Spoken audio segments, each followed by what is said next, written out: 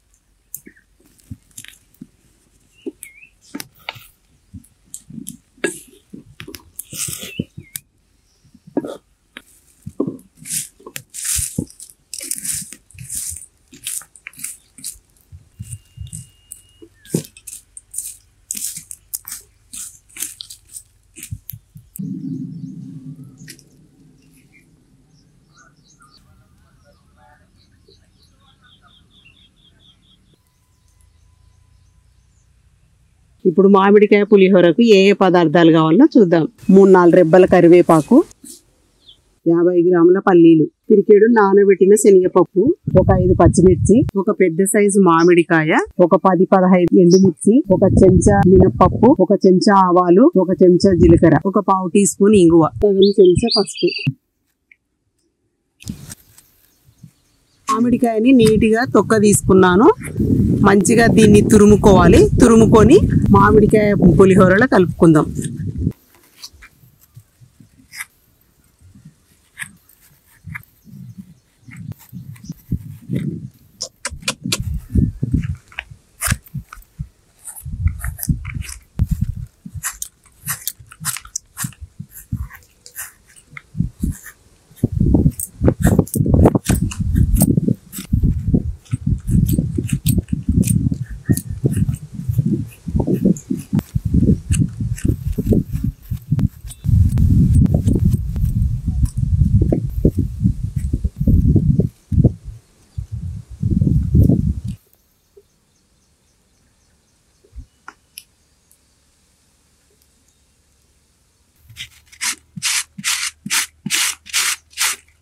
ఈ మామిడికాయని సన్నగా తురుముకోవాలి.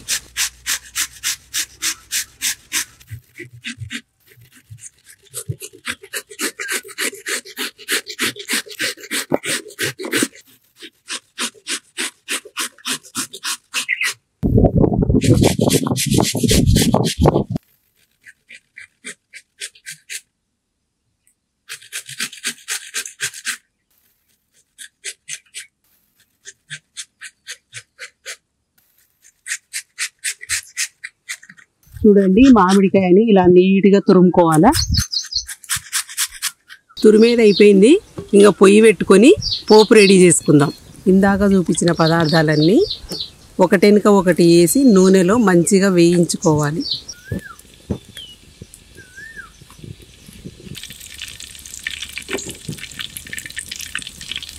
పల్లీలు,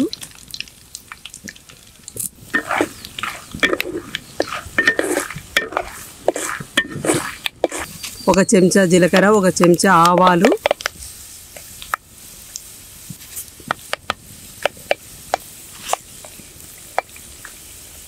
మూడు రెబ్బల కరివేపాకు,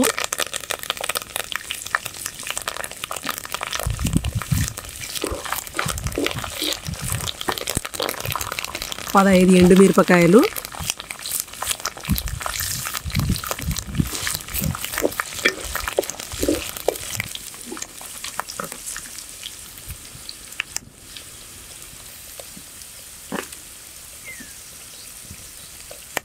ఒక 5 పచ్చిమిర్చి,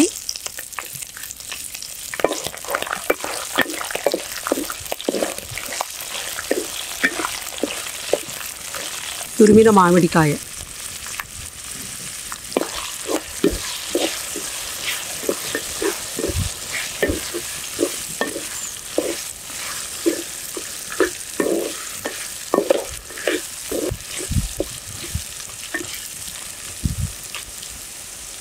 శనగపప్పు,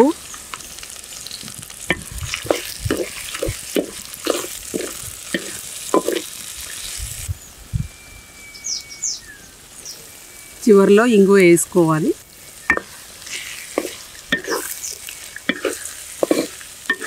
సరిపోయినంత ఉప్పు. ఇవన్నీ వేసినాక నూనెలో 5 నిమిషాలు వేగించాలి.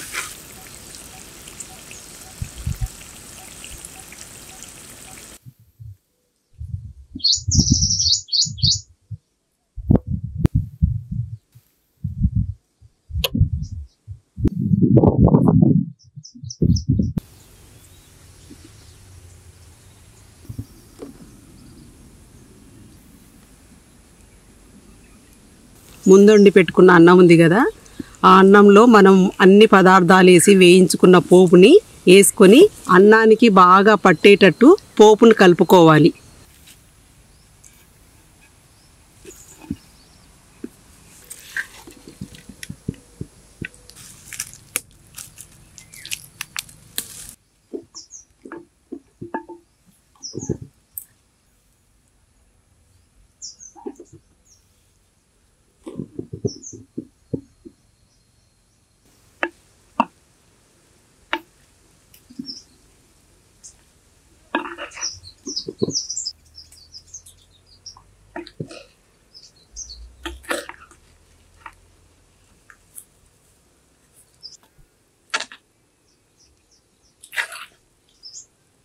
కలుపుకుంటే అయిపోయినట్టే.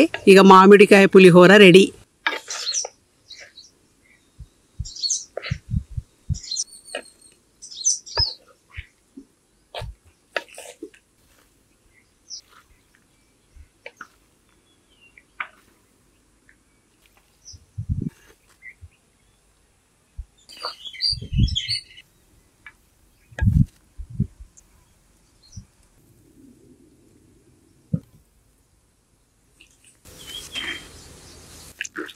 ఇంకా చెట్ల మధ్యలో ప్రశాంతంగా కూర్చొని తిందామండి.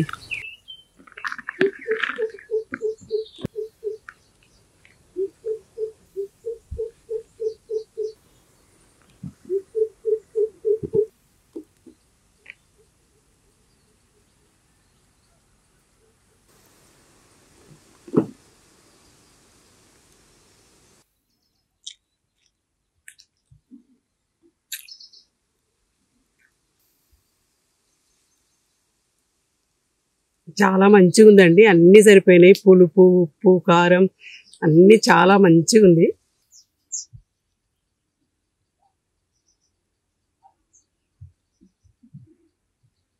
మామిడికాయ పులిహోరల పల్లీలు మంచిగా శనగపప్పు పంటి కింద పడుతుంటే చాలా టేస్టీగా ఉందండి. ఎంత రుచికరంగా ఉందంటే కరివేపాకు వేసినాం, చాలా బాగుంది. దీనికి మామిడికాయ తురుము చేర్చినాం కాబట్టి ఎంతో టేస్టీగా అనిపిస్తుంది. చాలా మైమర్చిపోతున్నామండి తిండి మాత్రం.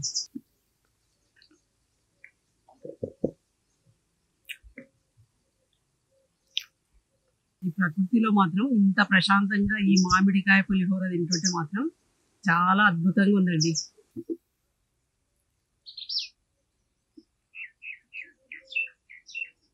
చూడండి ఎంత చల్లగాలి వస్తుంది. ఈ వాతావరణంలో తినాలంటే కూడా అదృష్టం ఉండాలా. మీకు ఇలాంటి ఛాన్స్ వస్తే మాత్రం, ప్రకృతిలో తినే ఛాన్స్ వస్తే మాత్రం ఖచ్చితంగా తినండి. ఎందుకంటే ఈ ప్రకృతిని మనకు చాలా వరం లాంటిది. ప్రకృతిలో తింటే మనల్ని మనం మైమర్చిపోతాం. ప్లస్ మనకి తిండి కూడా ఎక్కువ పోతుంది. అది ఏదైనా సరే ప్రకృతి ఒడిలో మనం వంట చేసుకొని తింటే చాలా అద్భుతంగా ఉంటుంది.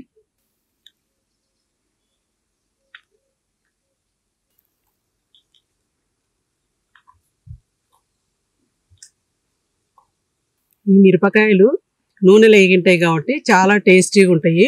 మధ్య మధ్యలో నంచుకొని తింటే చాలా బాగుంటాయి.